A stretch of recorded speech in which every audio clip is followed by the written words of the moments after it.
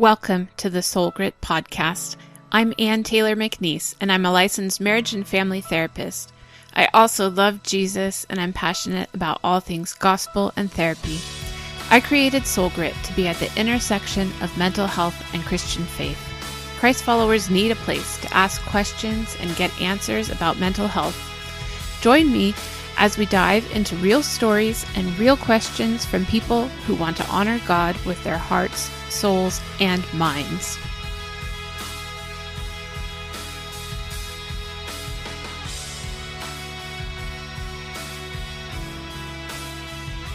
Hey, this is Ann with the Soul Grit Podcast.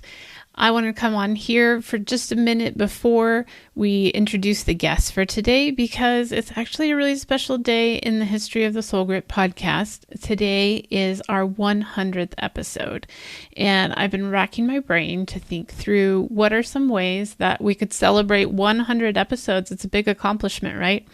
So I want you to buckle up because this episode that we have ahead of us is actually a little bit longer than usual. It's right over the 1 hour mark. And it's talking about something that is very dear and personal to me, which is achievement. And we're going to be talking to Rachael Jenneman about being an overachiever, being okay with underachieving, and what God's calling on our life is in that. So before we get started with that episode, I want to extend to listeners right now a special opportunity. In lots of previous episodes, you've heard my ad for my e-course called Faith Integration for Therapists. This is something that I'm passionate about because I think more therapists who are Christians need to be able to integrate their personal faith into their therapy practice. Now, to celebrate our 100 episodes and our upcoming 3-year anniversary in a couple of weeks, I want to let you know right now you can get the course for free throughout the rest of the summer. If you would like a code to be able to get the course for free, then you need to email me at info@soulgritresources.com. I'd love to have a conversation with you and provide you with a code where you will be able to get this content completely for free for you to go through this summer. This is a $597 value that I'm giving you for free just because I want to celebrate and I want more people to be able to access this content. Again, email me at info@soulgritresources.com to get that code. Now stay tuned for episode 100 with Rachael Jenneman. Hi, welcome back to the Soul Grit Podcast. This is Ann, and I'm here today with Rachael Jenneman. Hi, Rachael. Hi, thanks for having me today. I'm excited to talk to you because I think I saw your post like in a Facebook group or something, and you were talking about people who are overachievers and who never feel like what they've done is enough. Right. And I was going through a moment, and these moments happen frequently for me because I am a recovering overachiever. I am an Enneagram 3. I was, valedictorian of my high school class. I need to rack up achievements. And I was going through this phase of just like feeling like, what does God want to do with this part of my life where I'm raising children and ready to practice and try to podcast and do ministry and all of these things? Is any of it enough? And then I saw your post and you were talking about issue and you've written a new book. And so I was like, well, this would be useful for me, if not for anybody else. Right. Yeah. Why don't you introduce yourself to our listeners? Just tell us a little bit about yourself and your history. Well, I'm Rachael Jenneman. I live in northern lower Michigan. So everybody knows there's 2 peninsulas when it comes to Michigan, 2 parts. And everybody digs out the hand. So I like to say I live near the top of the pinky of the hand of Michigan. I've lived here for well over 30 years, met my husband here, became a Christian here in Michigan. My husband and I were both not raised in the church. Okay. And as teenagers, we were invited to church, and I had no desire to go to church. It was just one of those things that it sounds kind of weird. It just fell into my lap. Like a lot of people will tell you when they share their testimony, I was going through this hard time and this rough spot in my life. It was none of that. I was fine, completely fine with life.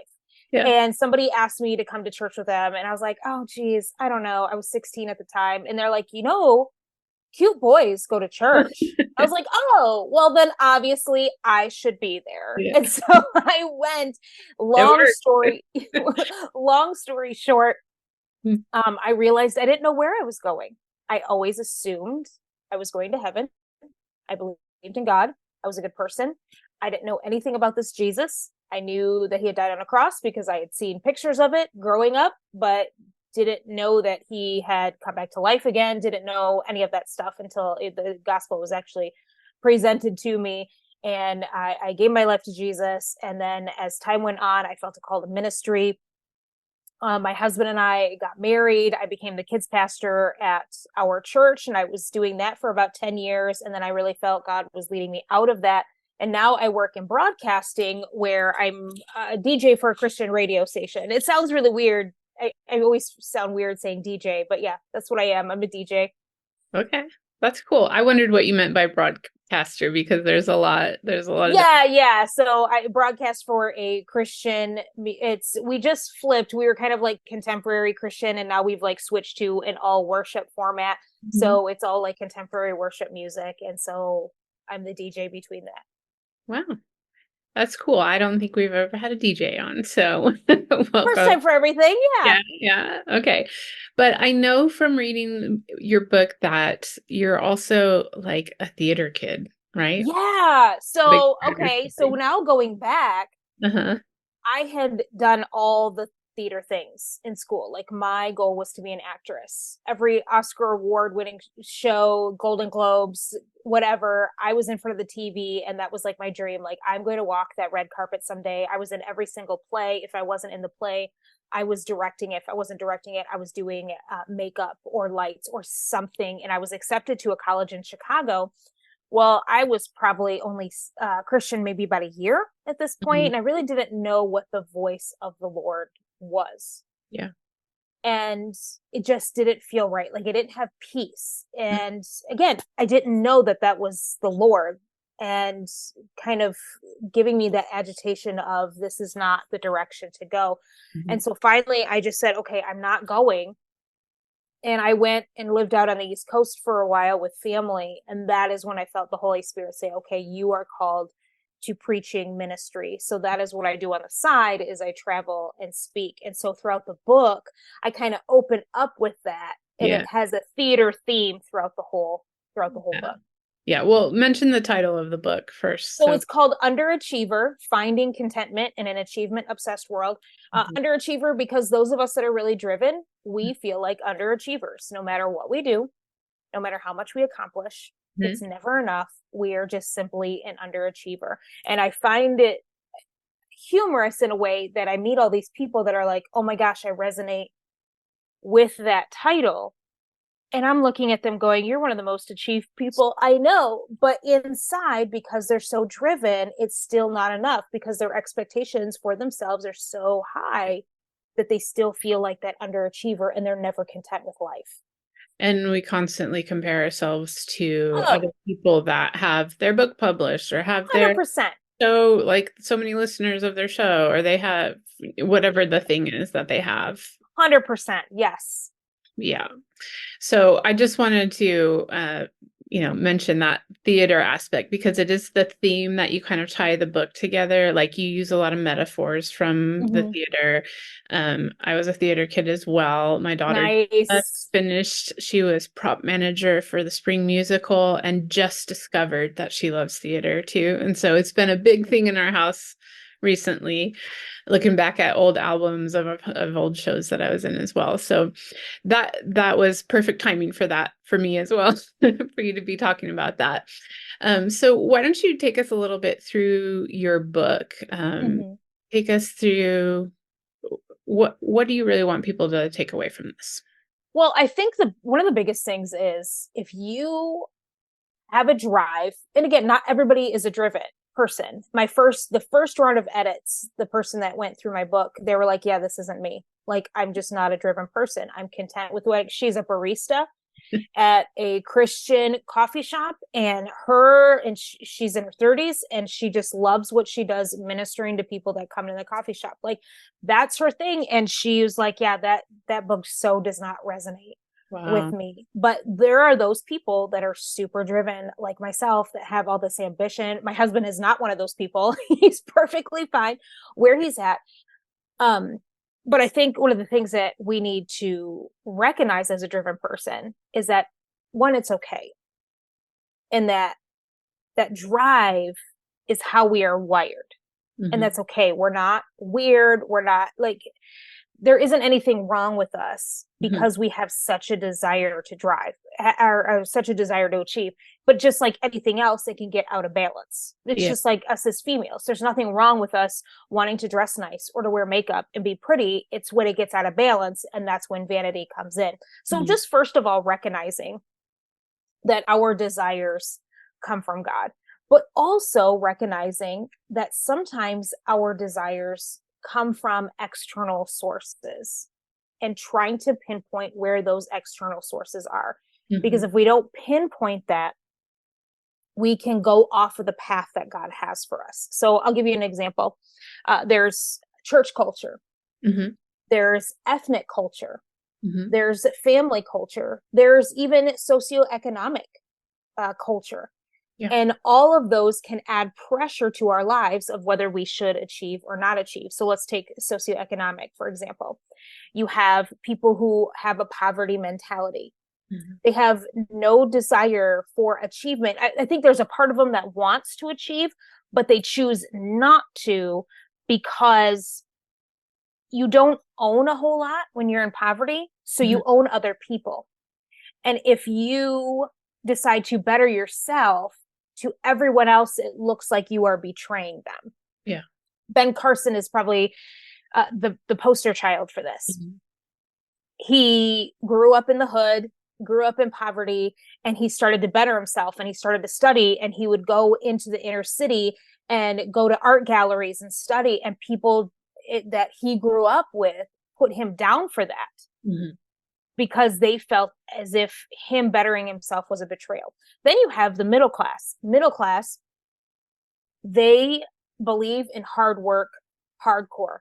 Everything revolves around hard work. If you didn't work for it and somehow it was just given to you, it's almost looked down upon. And so whatever you've achieved, it looks really good for you if you worked really hard for it. And then you have the elite or the wealthy mentality, and they're all about networking. Yes, working hard is good, but if you can get to where you need to go through networking, then it works out better for you. You have what's the word I'm looking for? Ethnic traditions. I was on a plane, excuse me. I was on an airplane on a missions trip on my way to Bangladesh, and I was sitting next to an Indian. And, you're sitting next to him for hours on a plane, and you just trying to strike up conversation. And we were doing the best we could through accents and idioms. And I just asked the same question you always do. What do you do for a living? And he says, well, in my culture, your family pressures you to either to become an engineer or a doctor. Right. I became an engineer because I thought that was the easiest. Ethnic pressure, but also family pressure too. And then even in the United States, you look at certain pressures where you live, where there's expectations to achieve certain things. So take the Bible Belt, for example. You're not in the Bible Belt. I'm not in the Bible Belt. So this idea is foreign to me, but from people that I've talked to in the Bible Belt say the pressure is on to get married super young and have babies right away. Like that's the pressure. That's the achievement.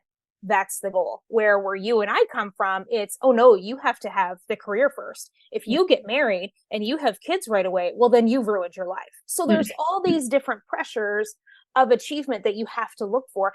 And then, and you alluded to this a little bit ago, we get that comparison because of social media. You see all these people, well, they have 100,000 followers and I only have 50,000 followers, or, whatever, name your number. And it's a whole culture revolved around showing off what we've achieved. But it also puts thoughts in your brain of things that you think you should achieve that you never would have thought of achieving before until you saw it on social media. Right. Right. Like right now I have to balance, okay, well, I'm a good therapist and I always have a full practice and I'm happy with what I do. But because I see other people on social media doing things like monetizing their business in different ways or publishing things or whatever that might be, I think, oh, maybe just serving the population as their therapist is not enough. I need to be doing something that also puts me in the spotlight in some way. Yeah. Right. Yeah, I get that for Mm. sure. 100%. I think even in ministry contexts, like we have a culture of Oh celebrity my pastors, goodness. right? Yeah. So, well, and I don't know how many times I've heard of pastors, because I've worked in the ministry a long time too. And how many pastors are like, I'm doing the same things as Stephen Furtick, or I'm doing the same things as whatever megachurch. I don't know who most of the megachurch pastors. I'm so out of that loop for whatever reason. I don't know, but whatever Really megachurch, good. I'm doing all these same things. Why don't I have that following?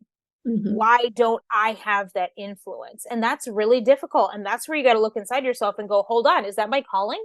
Is Mm. that my calling to, one, be doing all the same things? And second, is it my calling to have that much influence or that much of a following? Yeah.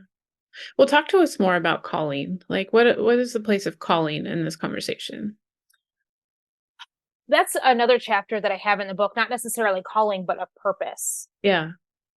And I think purpose is a big deal to really discover that about yourself, because again, we can see everything else that other people are doing and get off of our path, off of what our genuine purpose is, because we think, well, they're doing the quote unquote right thing, so that's the direction I need to be going.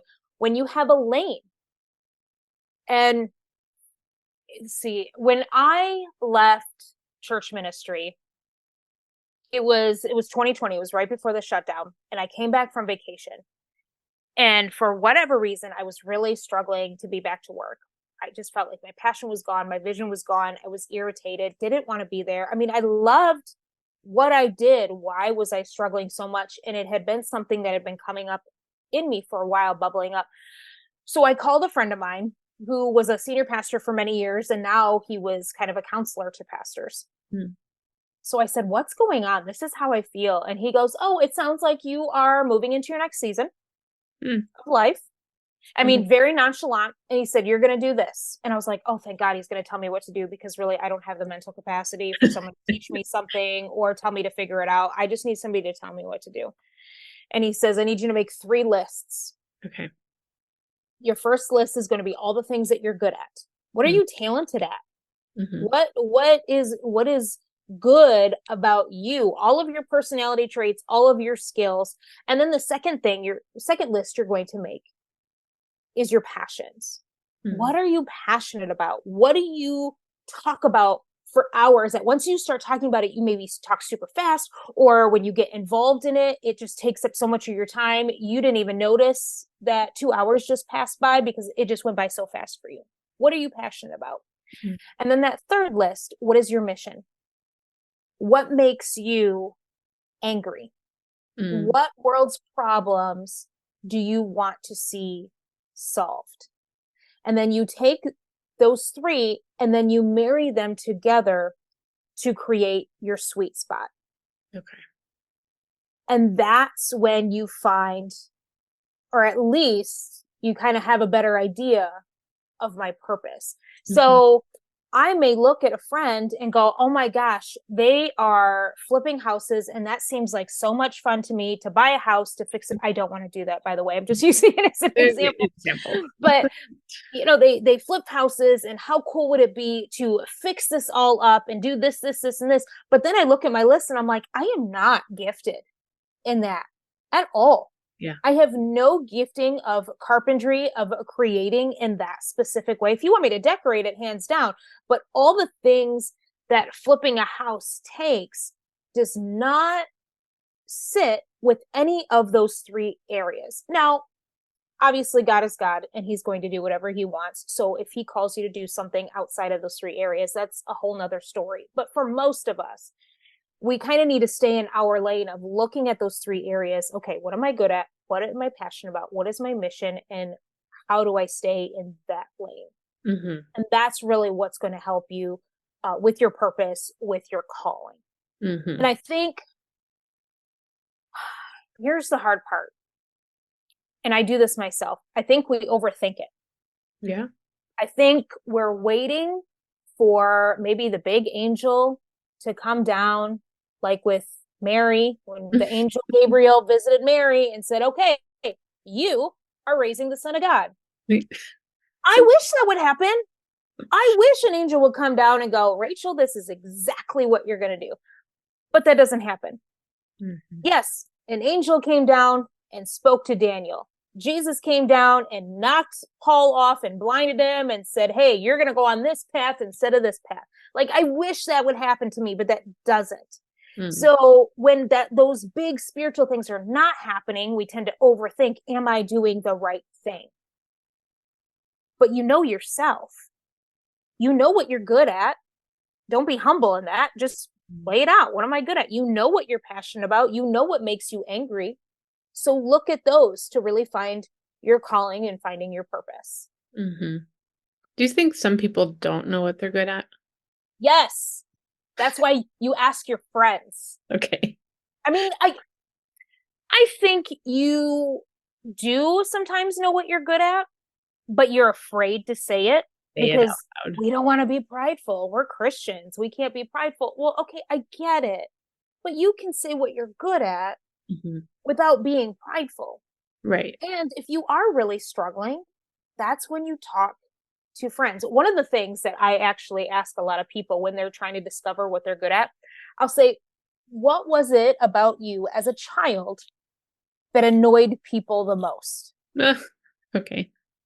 Because think of your own kids. Mm-hmm. We as moms, we know what annoys the tar out of us with each of our kids. However, what is most annoying about them is most likely going to be their greatest asset as an adult.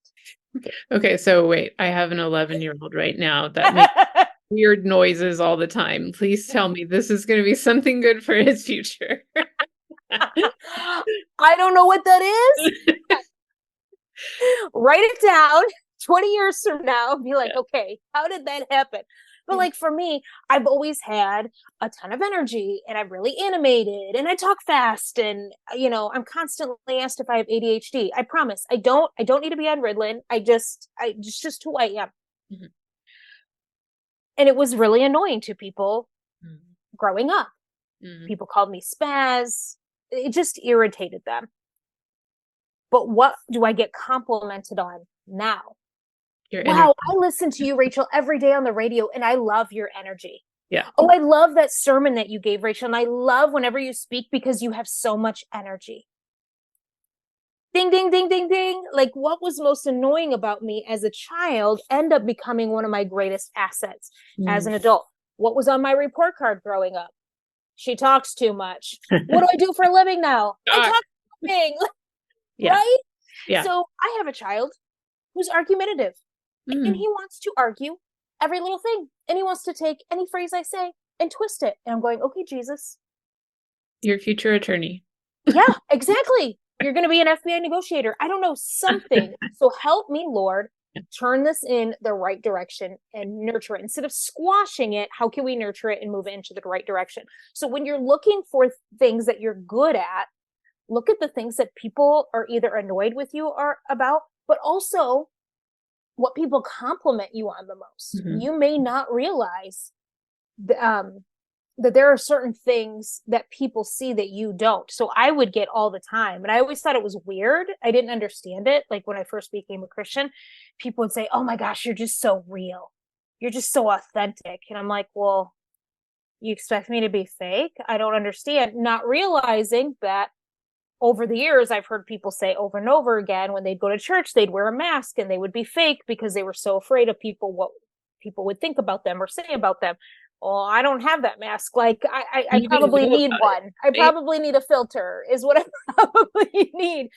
But that was one of the things I had to write down on my good list of, oh, this is what people compliment me on. Mm-hmm. I'm authentic and I'm real.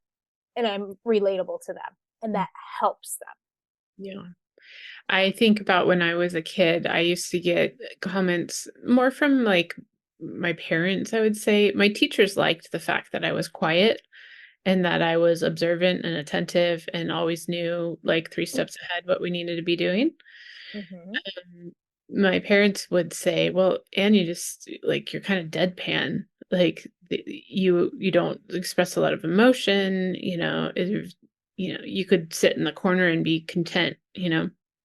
But as I'm thinking through this as you're talking, this as an adult has allowed me to work with really anxious people because I can just stay really calm, like real calm all the time. You're a therapist. You have to be calm, and you have to be quiet, and you have to be observant. So what annoyed your parents about you is now your greatest asset, and you're using it. Yeah, I'll have to see if that annoyed them or if they were just making an observation because I'll have to see what annoyed them about me. But yeah, I see that too, like with my daughter who's very creative and who has ADHD, and Mm. she's got just a mess or a project going on like every square inch of my house, and that's really annoying to me. But God And is ADHD working. people are some of the most creative people, and they end up being some of the most successful people in life. All right. So like talking to your friends and making the lists, like that helps us figure out what we're good at, which helps us figure out our purpose. Um, but this came up when you were talking because you mentioned that maybe your husband's not as driven as you are. Mm-hmm. I would say the same thing for my husband.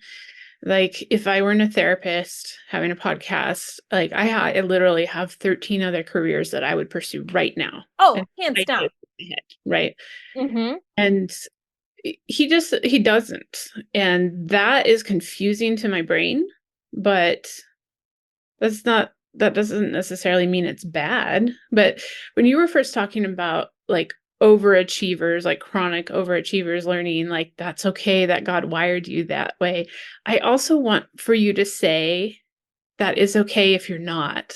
Yes. It's okay if you're Yes. content with the path that you're on. And it drives me crazy. Yeah. It drives me, and I've told him this, so it's not like I'm talking behind his back. Like, it drives me absolutely bonkers. Like, okay, I've always been told my whole Christian life, I'm called as a wife to inspire. Well, what do I inspire when there's nothing to inspire? I don't understand, you know? And he has been motivated to do certain things, but it's always been for the benefit of our family. So I get pregnant with another child. Hey, I am going to go back to college. I'm going to get this degree so then I can make more money here, you know? And we had a conversation one time, and this was really helpful. He said, actually, let me back up. So I read an article, it was like on Facebook or something, and it was near Christmas time, and it was about Mary and Joseph. Okay. And that Mary was the one that was called. Mm. And Joseph came along, and it became a part of his call too. Like, yes, the angel came and said, this is what you're going to do, but Mary was called first. And I realized, oh, I think that's us. Like, I'm the Mary and he's the Joseph. Like, because he said, Rachel, I feel called to push your dreams. Hmm. I feel called to support your ambitions. Yeah. And that's really noble. It, again, drives me crazy Right. because I wish that more, but Right. he's perfectly fine. And there's another thing that can contribute to a person being driven, and it's childhood trauma. Hmm.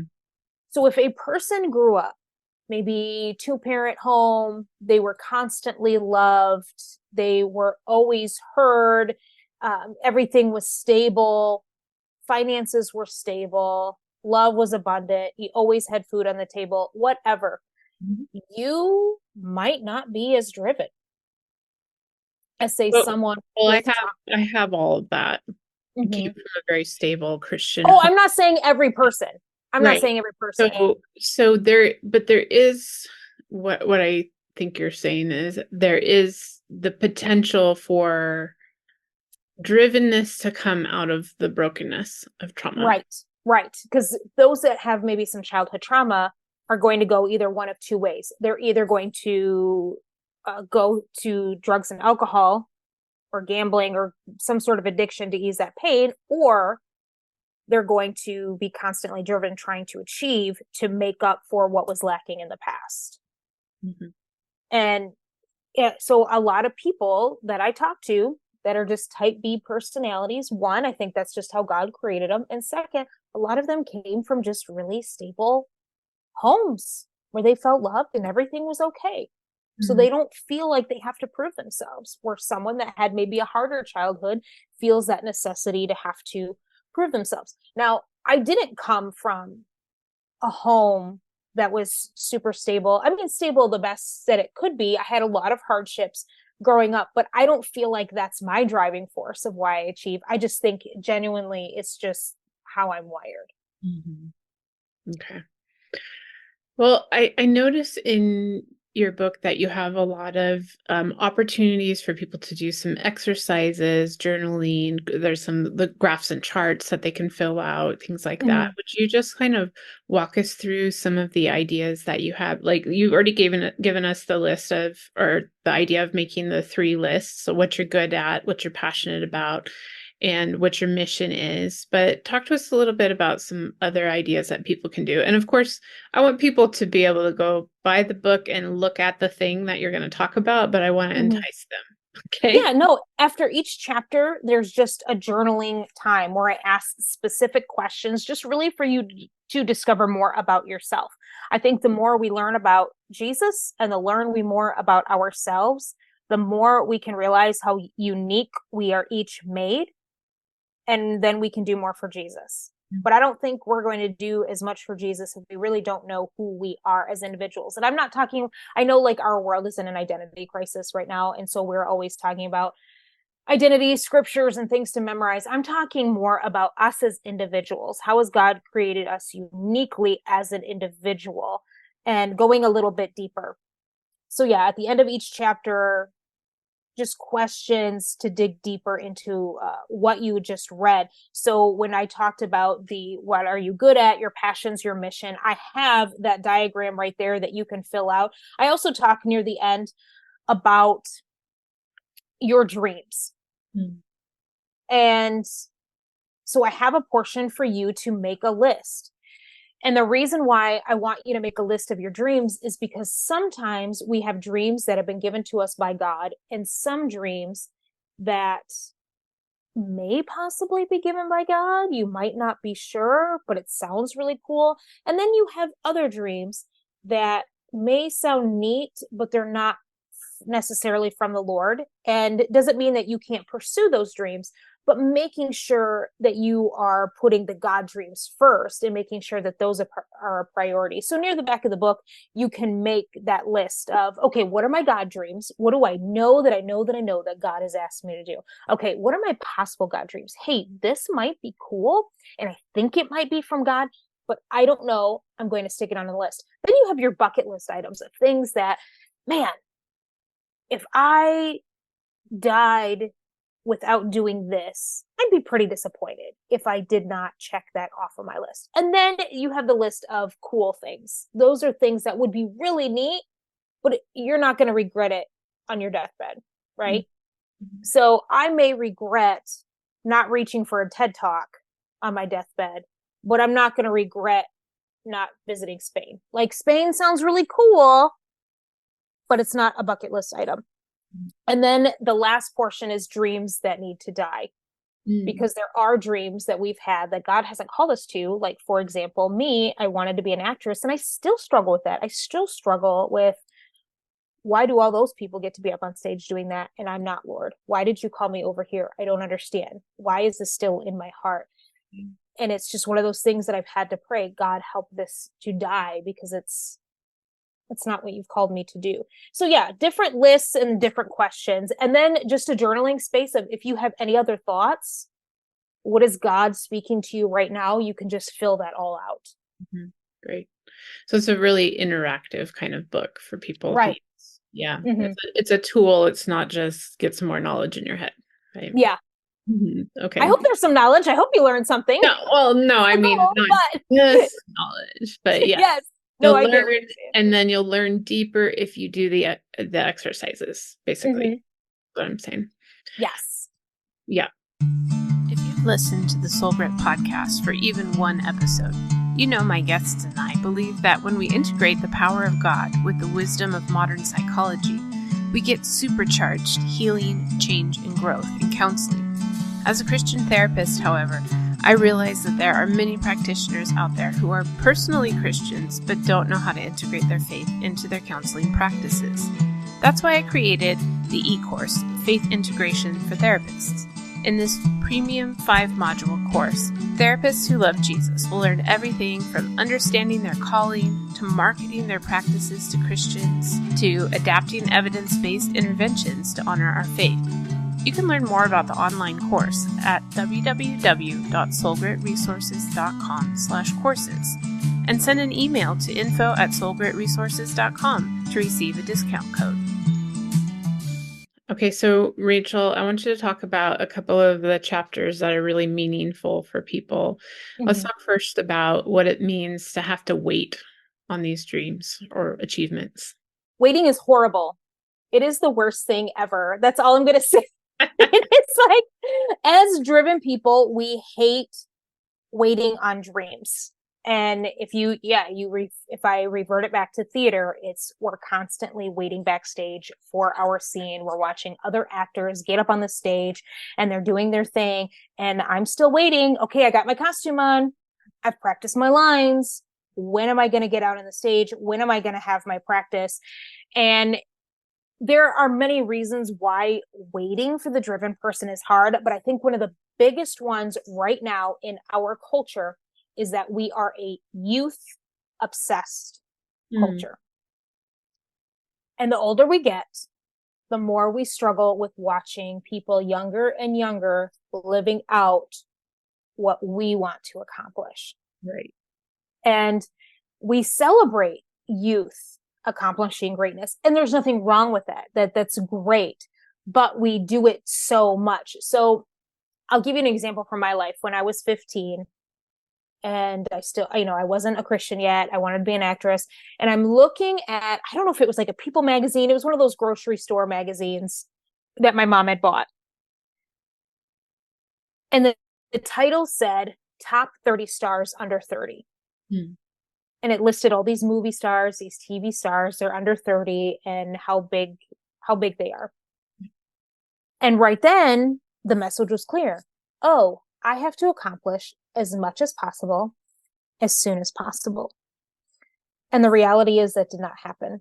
And there's nothing wrong with 30 under 30 awards, 40 under 40 awards. I never won either one of those. But that always, and again, nothing wrong with it, but in my mind, in the driven person mind, it sends that message of, I never did anything that was worth anything under 30. I never did anything worth anything under 40. I've never been celebrated. And so I'm an older millennial, and something that was happening to older millennials was what is known, and I'm sure you know this as a therapist, the quarter life crisis. Right.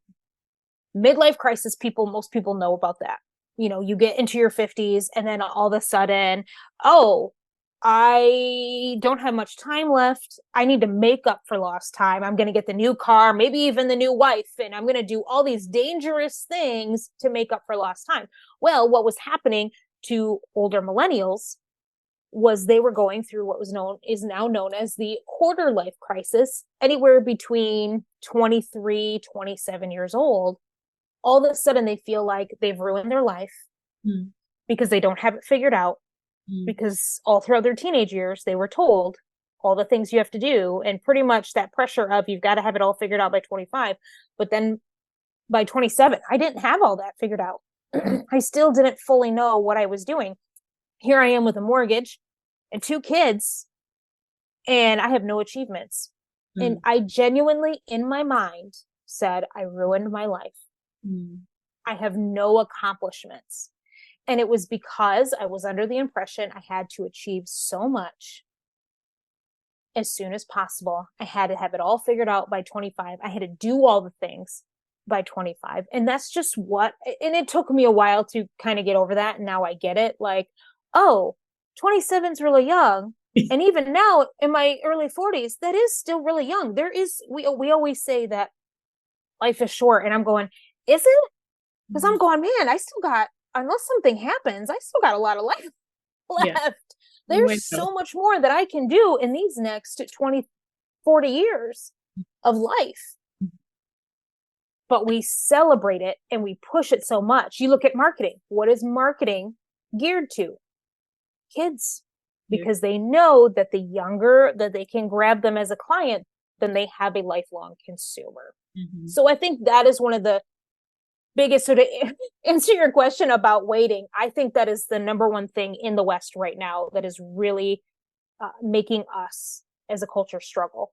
Is that you? Yeah, I expected you to say something more about like instant gratification culture. That like, too. That's good. Yeah.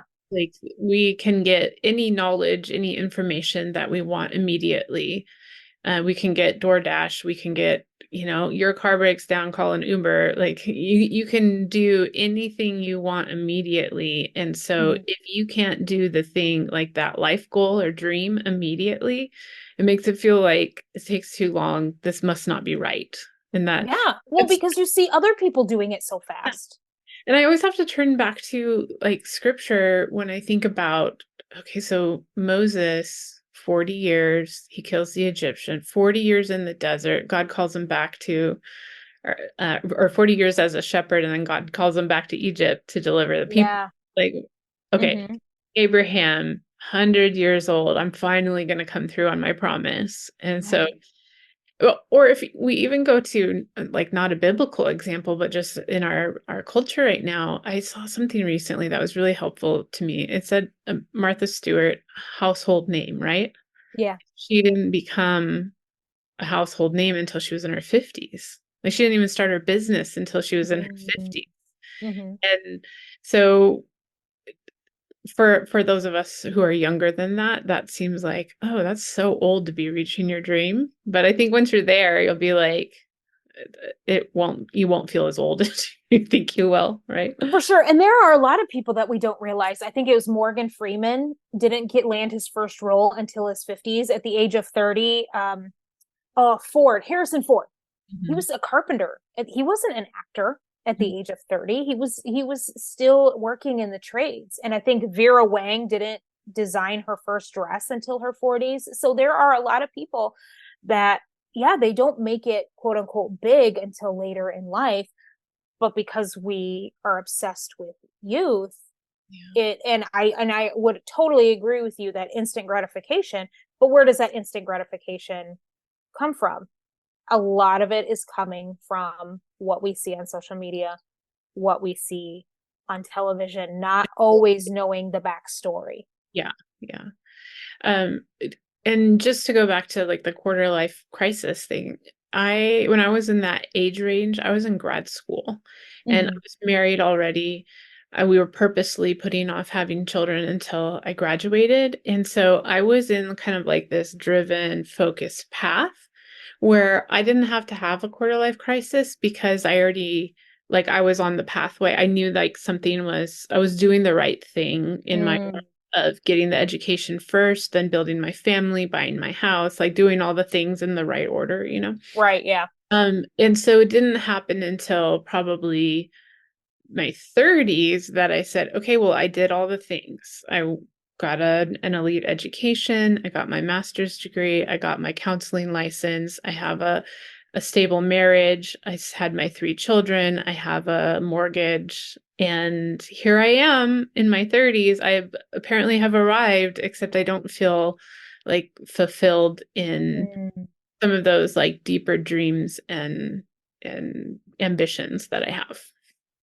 I had not heard of that, of people like in their 30s, like experiencing that. But I get what you're saying. Like you did everything in the right order. And I think for me, I struggled because I didn't do everything in the quote unquote correct order. Like I always said, I'm not getting married until I'm 28 years old because I'm not going to let a man run my life and he's not going to hold me back from succeeding. And what did I do? I got married at 22. I had Yeah. my first baby at 24. And then that's when I was like, oh, I've ruined my life. Not that I didn't love my kids. I loved my kids and I loved my husband. I loved my family, but somehow I did it all wrong. So I must have ruined my life somehow. And I've heard it both ways. Like I got married also really young, 21, and we didn't have kids right away, but we were in grad school. And so we never got to like go on the Europe backpacking trip or, go on, do some Yes. of the like wild adventures that you can do like post college, but Mm-hmm. pre-kids. Like we just got right into our like married life and paying for school. And then as soon as school was done, then we had babies. And so there was never a Yeah. kind of that experience. So in the same way as you're saying, I ruined my life by having my kid at that moment, which is not what you're saying now, but you felt that way No, then. you feel that way. And what nobody tells you is that you'll eventually get there. Mhm. So I was probably about 29, 28, and my daughter was she was just a little thing, 3 or 4, and she would go to preschool and she would get up on the bus. She would go in the morning. And so it would just be me and my toddler son, and I would watch Good Morning America every morning.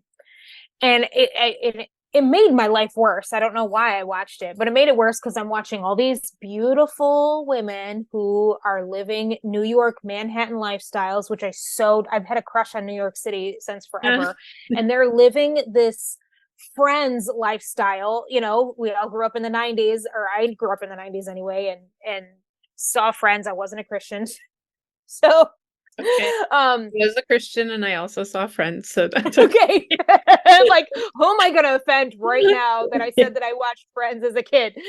Um, but I expected that I was going to be living that lifestyle and I wasn't. So I'm watching these women and they've got these amazing careers in Manhattan, and all the news stories that they were bringing up of the earthquake that happened in Haiti and all these people going down to help, and then people that were serving our country in Afghanistan and those that were on the political trail helping with whatever candidate. And I'm like, I just want to do it all, but I'm stuck at home and I love my boy, but yet I'm here. And like, I just wanted to crawl out of my skin because it's like, I just wanted to do something. And yes, I was doing something. I was giving my son a stable home. I was loving him. I was doing what I was called to do right then and there. But I wanted to do all the other things. And and this was happening during the earthquake in Haiti. Do you remember that? Back, I don't know, 10 some years ago, that it was really bad, and people from Haiti that were in the United States were not allowed to go back. And I'm like, I just want to go down there, Lord. I just want to go and help and rebuild and do all the things. And I heard the Holy Spirit say, Rachel, this is not going to be the last natural disaster. Yeah. There will be more. And though it didn't like take all the agitation away, it did calm my spirit of, oh yeah, this isn't the last time something bad is going to happen. There will be other natural disasters. Well, fast forward a few years. It's 2017. My daughter, I don't remember how old she was, 11, maybe 12. And her and I went down to Texas to help with Hurricane Harvey relief. Like, we got to do disaster relief and we got to do it together. Like, it wasn't just me going, I got to do it with my child. Yeah. And I think that's another thing that us who are waiting have to realize is just because it's not happening now doesn't mean it won't happen. But that's how we feel. We feel as though if we don't accomplish it now, then it's never going to happen. And that's not necessarily true. The doors will open, they'll just open at the right time. Mm. And you know the phrase, the right thing at the wrong time is still the wrong thing. Okay. So it's not the right time, but eventually it will be the right thing at the right time, and you will be better prepared for it. The Mm. other thing that has helped me in the waiting is when everybody's waiting for something. Like, I feel as though I'm the only one waiting. I'm not. Everybody's waiting for something. And I also feel on the waiting that I've messed up somehow Mm. and that I'm being punished and waiting because I didn't do something right. I missed God somewhere. And that isn't necessarily true. It's not that I haven't done things incorrectly. It's not that maybe my dreams aren't going to happen, that I'm just in denial and thinking I'm supposed to go this way and God is having me go this way. Sometimes it's that God is setting certain things up because my calling and my dreams, the things that I want to achieve, don't just involve me, they involve other people. They are a ripple effect for other people. And God may have to put this set over here and get this prop set up over here and that prop over there. And then this actor has to move over stage right here before then you can get up onto the stage. And your part's not going to work if all of those things are not in order. So those are kind of the things that help me in the waiting process. And then in the waiting, I say, okay, Lord, if I'm going to wait backstage, then what do I need to do right now in my waiting? Mm-hmm. Are you building my character? Can we be done with building my character? I'm kind of over that, but what is it in my character that needs to be built? What is it that I can learn at this moment in time? If I want to be a public speaker, okay, well, I'll just keep learning more about different techniques of how to speak. If I feel as though I want to run a business and that door is not opening yet, there's a lot of things that I can do right now to study business. YouTube has everything. I mean, anything, you can type in anything and it comes right up. You can learn whatever. And taking that time in your waiting to learn. It's active waiting, not passive waiting. You're not for just sure. Sitting back, sipping your coffee, waiting for God to show up on scene. You're doing all of the things that might help you be better at that thing once the door finally opens. Yes. Yes, exactly. Okay, so talk to us about rest a little bit because it is really hard for somebody who has like an achievement mindset to think that they don't have to be productive 100% of the time. So how do we rest when this is the mindset?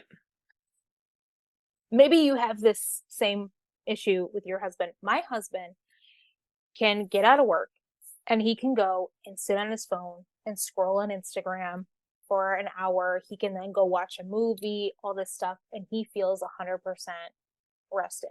That drives me crazy. Yep. I mean, yes, I get caught up on my phone when I shouldn't, but I can't sit and watch a movie. If I'm going to watch a movie, can I at least have a basket of towels that I can fold? Yep. Laundry folding. And I have something that I can put together, that's something that I can create. But for the driven person, rest to them sounds lazy. Mm-hmm. Either A, because hard work was constantly driven in them as a child, and any kind of break was looked down upon, or you feel as though you have to exhaust yourself, burn yourself out so you can deserve rest. You almost feel like you have to earn it, and you haven't earned it unless you have burnt yourself out somehow. And then you just feel plain lazy because there's other things that have to get done. There's just things that have to be done. And here I am sitting on my butt doing absolutely nothing when the dishes need to be done, towels need to be folded. And hey, I got goals to crush over here. I could be working on those right now because every habit or goal crushing book says you need to sacrifice every little time you have and make sure you work on that. So there's this idea of, okay, I'm now lazy that I'm resting. But I think we have to shift our mind into what exactly is rest. Because for a long time, I thought rest was, I just sit on my butt and I eat chips, binging Netflix. Like, don't get me wrong, sometimes that is a much needed thing. Sometimes you just need to lay in bed for an hour and watch Law and Order and eat your kettle corn. Like, and it feels great. But that, for a driven person, is not necessarily restful. So there are different areas of rest that a driven person can do, but also feel productive at the same time. One of those things is creating. God created on the seventh day. Mhm. creating okay, how do I word this? Rest was not a thing until the seventh day. Right. God created rest. And when we are able to create, whether, like, for me, I don't like cake pops, but there's something therapeutic about making them. I Making them. enjoy making them. I enjoy baking. I enjoy making homemade pasta. Like, I those are the things that I like to create, and that actually brings rest to my body. And then there's also creation itself. Mhm. You go down to a national park, you go to the ocean, or for me, you go to the lake, you go for a hike somewhere. All of us are God's creations. And I feel as though God probably did not take a nap on the seventh day. He probably looked at all of his creation and was like, this is awesome. I'm Mhm. going to sit. Enjoyed Yeah, it. I'm going to rest, but I'm going to enjoy it. And Mhm. we also need to be enjoying God's creation. And then there's recreational activities. Mhm. When we're young, play was how we learned. We learned through imagination, and then as we get older, play is not praised, hard work is praised. Mhm. And as your imagination, if you still have some sort of imagination at 12, it's almost squashed. Okay, it's about time to get serious now and not have so much of play in your brain. But play is restful. Now, at 45 or however old you are, it's probably not going to be age appropriate for you to play pirates in the water or whatever. I don't know. But everybody's into pickleball right now. You know, you could go play pickleball, you could play tennis, you could roam an art gallery, whatever it is that makes you feel rested or whatever that is recreational. Mhm. Those are things that are going to bring you rest, but you're also going to feel productive Mhm. at the same time. Yeah. I heard something really good probably a year ago. If your work is mostly mental, then your rest should mostly be physical. And if your work is mostly physical, then your rest can be mental. And I thought that was really great because Brilliant. my work is very mental. I have to be emotionally attuned. I have to be thinking through different theories and interventions and tracking what, 15 different people are telling me the intimate details of their life every week. And so that's very mental. And I am stationary, sedentary in a comfortable chair for that entire time. And so when I leave work, I need to do something physical with my body to transition from like work life into family life. And so a lot of times I will go for a walk because it, like you said, it's getting out in creation, sunshine, it's California, we're, You got we're lots of it. we've had several good months of walking weather. We're about to get into the too hot weather for walking, but Mm-hmm. that has been really meaningful to me that I have to incorporate something physical, whether that is like doing a home project, doing a workout, going for a long walk, doing something outside with the kids. Like it has to be physical for me to rest because for me, if I were just to sit down and read a book as part of my rest, it feels like I'm still doing my work. No? That's brilliant. I love that. Yeah. And two, we have to remember that sometimes there is work that feels restful to us. So like you said, that physical Hard to me. activity, we almost feel like rest has to be stationary when rest can be physical. I'm super excited that tomorrow we're putting in new doors in our hallway and I'm going to paint them. That sounds like work, but for me, that's going to be restful while accomplishing something at the same Yeah, and time. that's different from what you do for your work. Yes. And it's something that's new, there's creativity, that it sparks a little bit of something in you, right? Some Well, excitement. so we talked about passions earlier, right? Things that you're good at, things you're passionate about, and what your mission is. There are two different types of passions, though, that you have to figure out. Okay, what is my passion for career, for wanting to make the world a better place, for wanting to suffer for? And then there's your passion for your rest. Mm. I love studying American history. Mm. I don't know what it is, just a history nerd, I think it is the coolest thing. Anytime we go on vacation, I'm like, okay, is there a battlefield that we can visit? I mean, did any of the signers of the Declaration of Independence live here? Can we go visit their house? Like, I mean, I'm always looking for something historical that I can go visit because that is something that I'm passionate about. Now, do I want to be a history teacher?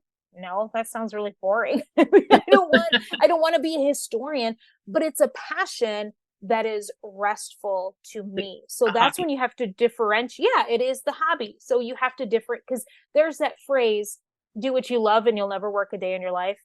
Well, that's not necessarily true because if I'm not willing to suffer for it, if that's not my mission, if that's not what I'm wanting to do to make the world a better place, then no, I don't want to do that. Once money is put on the table, then it's no longer fun. So you have to have, yes, your work passion, but then you also have to have your rest passion. Okay, that's a good word. I'm going to think more through that. So since we're on the topic of rest, this may be a good transition. What are you doing for soul care? Oh, that is a great question. Life has been so incredibly busy lately, and it's just because of where we're at with teenagers. Thank you, Jesus, my oldest drives. That was the best part of parenthood ever. Okay. Everyone, they're like, oh my gosh, my baby's all grown up. Like, I'm like, thank you, Jesus, my baby's all grown up. Like, thank you, Jesus, that she can do all of the things. So that is super helpful. But we still have sports and jobs and concerts and this and that. And it's just been nuts. And so I've had to set those boundaries of Saturday is I'm not doing anything for anybody. I'm not answering my emails. I'm not working because I know a DJ doesn't sound like it's a ton of work. I mean, what do? You just talk in between songs. There's actually a lot of work that goes into it, and I could easily bring that home. But I choose to say, no, I'm not going to do that. I'm going to do the things that I want to do. And as a family, what I've had to institute was what I call a red box day. And I talked to a pastor's wife that did this. And on her calendar, they created a red box on a specific day. And I say, okay, this day is forced family fun day. Yeah. And so, yeah, they see that red box and they're like, oh, forced family fun. Yeah, forced family fun. And this is the time that we have set aside that we are purposely, actively going to spend time together as a family, whether it is we're going for a hike, maybe watching a movie, even though I can't stand watching movies. I'll do it for them though. Like I'll do it for them. So those are kind of the things that I am trying to do for soul care. I love to create. That's one of the things that I like to do for my rest time. I used to love reading quite a bit, and maybe I'm at the place that you said, because I think what you said was brilliant. And maybe because I'm constantly sitting and working and I'm not as active as I used to be, maybe that's one of the reasons why I'm struggling. Because I used to love to read all the time, but now it's just kind of like, okay. But I love being able to create, and that is what is therapeutic for me. So I make sure that I take those Saturdays and I'm baking something, or I'm going to paint doors. I'm so excited to paint doors, whatever it is. That's my soul care. And it's okay. I think that's what people need to understand. The driven people need to understand that that's okay. And those that aren't driven would say, no, that's not rest. No, that is rest. That is rest for someone like me. Mm-hmm. That is soul care for someone like me. Good. I like to have a lot of different perspectives because we all have different personalities and different jobs and all of that, different life experiences. So what's going to be the soul care for somebody else is just, it's not going to hit you the same. And so you have to figure out what that thing is and reflect on, when I do this thing, am I more in touch with myself and with God? Am I kinder to other people? Am I feeling connected? Am I growing? Do I feel like God's speaking? And that's a good point too. You look at King David. King David, you would say his purpose in life was king. He was a leader. He was compassionate, and his sweet spot as a king was he was always looking out for the little guy. but he had a rest passion and soul care passion, and that was his music. The Psalms, all throughout the Psalms, you see his music. And he played at Jonathan and Saul's funeral. He played at Abner's funeral. And he was always bringing God along with him. That was his soul care. That was his rest time, was being able to create that music. Mm-hmm. That's a good point. Yeah. We get to look to the scripture for some examples like that. Mm-hmm. Okay. Well, I want you to be able to tell people once again the title of your book, where they can find it, and where they can find other things that you're creating in the world. The book is called Underachiever, Finding Contentment in an Achievement-Obsessed World. And I have had quite a few people who aren't necessarily even driven people say, oh my gosh, I want to read that book, because even as a non-driven person, they feel as though they're an underachiever in life. And how can I find that contentment? So that will be available on Amazon. They can also find me at RachaelJenneman.com. My handle on TikTok and Instagram is also Rachael Jenneman. So pretty easy. Okay. And those will be in the show notes in case you don't know how to spell that or anything. You can just click right. Yeah, my name's not biblical. That's what I tell people. Yeah, my name's Rachael, but it's not spelled biblically. So it is a little bit different. The extra A in there. Yeah. Extra A. Yep. My mom had to be extra. There you go. So make sure you guys check out the show notes, because you can click right through to see what Rachel's doing. You can find her book on Amazon or wherever you buy books. And I just want to thank you, Rachael, for coming on so that I could talk to you. I hope other people also found benefit in this conversation, but I know that I needed to have this conversation with you. So thank you for being here today. And thank you for having me. I so appreciate the opportunity. Thanks. The Soul Grit podcast is a production of Soul Grit Resources. You can find more at soulgritresources.com or on the socials at Soul Grit Resources. You can email me at info@soulgritresources.com.